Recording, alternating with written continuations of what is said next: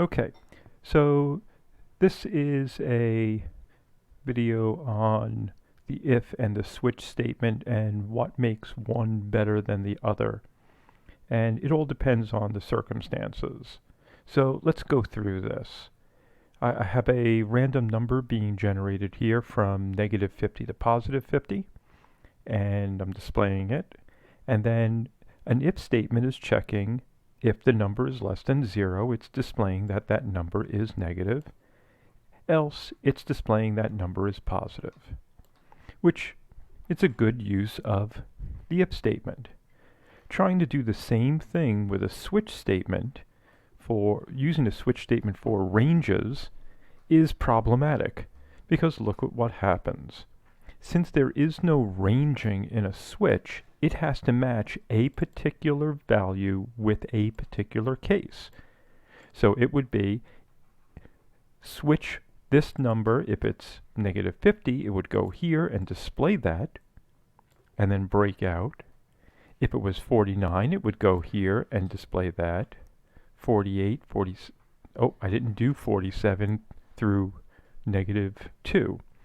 And that's because I didn't feel like doing all those. That is a big waste of my time. So I would have to put all of those in. And then if that number, since it has to be from -50 to +50, if it wasn't -50 through -1, one of these 50 cases, then it would have to be one of the other 51 cases, 0 through +50. And for that, I used a default case there. It is not a good solution to the problem. Large ranges are a very bad idea using a switch statement. Small ranges are fine, small discrete collections of integers, and we'll see that down below. Okay, so now we have one. I've taken that same number, and I've given us a number from 0 to 9, so a single digit. And then I displayed it, and I used an if structure to try and display the English cardinal number value for that number. So if it was the numeric digit 0, then I displayed the word, the English word 0 is the cardinal name for that number, digit 0, in English. I'm sure there's different names in different languages. I don't know. I know a couple.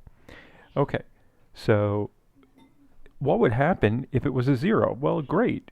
If num1 was a 0, it would meet that condition. This would be true. It would output this, hit this else, and skip by all of this to come down to the next statement.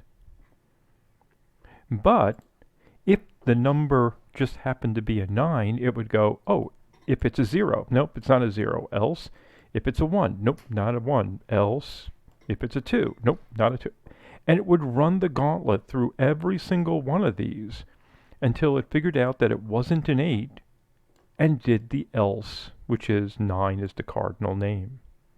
So for something like this, where you have integer values that you're trying to match up, the if statement works, but it's not very efficient, because you would have to go through many different tests before you might get to the one that you're looking for.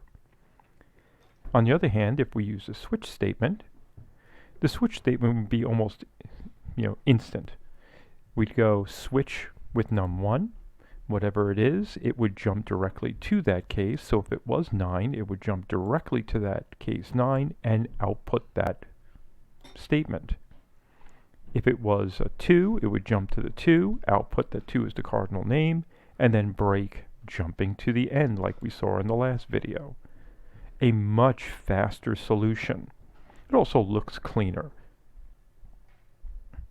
Now, going back to a number from -0 to -50 to +50, I'm going to show you another one. I just made this up in my head. So if it's negative, it'll display the number as negative. Else, if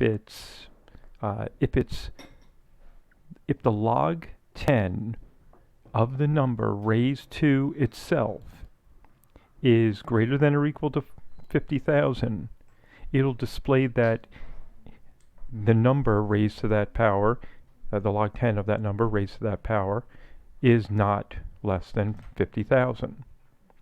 This is a horrible problem for a switch. I can't even begin to write it. It is nearly impossible because not only is it not a simple discrete collection of integers, but we're using reals. This becomes a real value once we get the log 10 and the pow. So this would be an infinite number of possibilities, and the switch can't do that. Okay, so and that's the reason. If you have a discrete collection of values, you can go with the switch. If a small discrete collection. If you have a large collection or a complex type of equation that you're trying to evaluate, then you're going to go to the if.